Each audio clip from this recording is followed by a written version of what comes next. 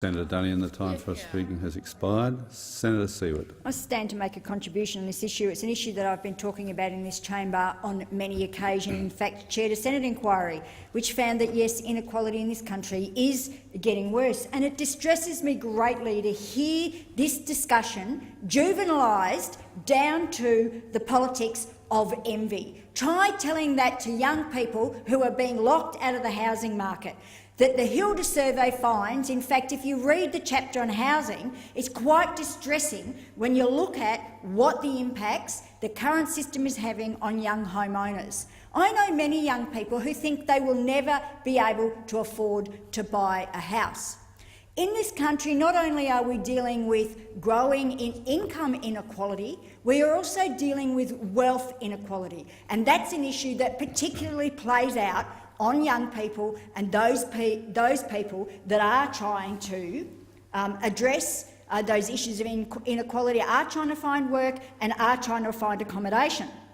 When you have a system that favours cashed-up landlords who outbid young people who are trying to buy houses, who keep pushing the price up and up so that young people can't afford to buy those houses. And that's because, guess what?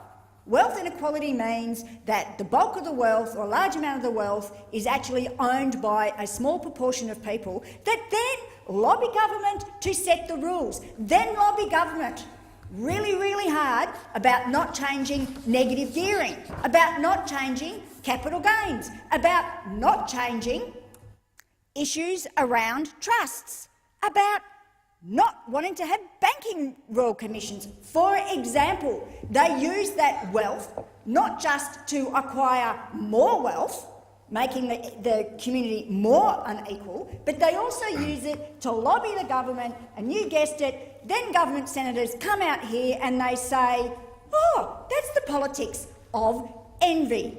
The fact is the rules in this country specifically entrench inequality. The same government, the politics of envy government, who talk about nurturing young people's endeavour, they're the ones that also wanted to condemn young people to living on thin air for 6 months, and then when they couldn't get that through this place, they wanted to make them live on thin air for 4 weeks. They're the same ones that refuse to acknowledge that income support in this country is too low. In fact, they go out of their way to vilify people that are living below the poverty line on inadequate income support payments, inadequate New Start payments, inadequate youth allowance payments, which further inequality. Now, while I'm on this subject, this is why I was greatly distressed on Monday when we, in this chamber, voted down our efforts to increase New Start.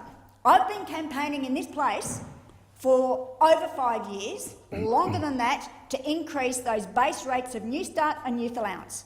5 years ago, when I nearly 5.5 years ago, when I lived for a short time on New Start to try and to raise awareness of the issues and to just feel what it was like living on New Start, we are still campaigning to get an increase. We knew then that it was below the poverty line. When you get big business, when you get community organisations also agreeing that New Start is too low and contributes to people living below the poverty line, you've actually must realise that there is a problem. That's why I was really upset when the Labor Party said what we'll have is another review of whether New Start is actually adequate or not. Actually, that review could be just go out and find the nearest 5 or 6 people that are living on New Start and ask them whether they think it's adequate or not, because it's not. It is not an answer to the issues. Part is to just have another review. It's to commit to New Start. So coming along where the Greens went on negative gearing, on capital gains, on trusts and the Banking Royal Commission, how about following us down the line of agreeing to increase New Start and youth allowance? Make a commitment to do one of the quickest things you can do to address issues of poverty and inequality. We agree. We were out there leading the debate on inequality a long time ago, agree that one of the ways you address inequality is increase New Start, is increase youth allowance. And then let's look at what other amendments we need to do and that is make some significant changes to our social safety net to see how we have a system that addresses the issues around the 21st century. There is no doubt things need to change. I support this ongoing Thank you, issue of Senator. Your inequality. time for speaking has expired.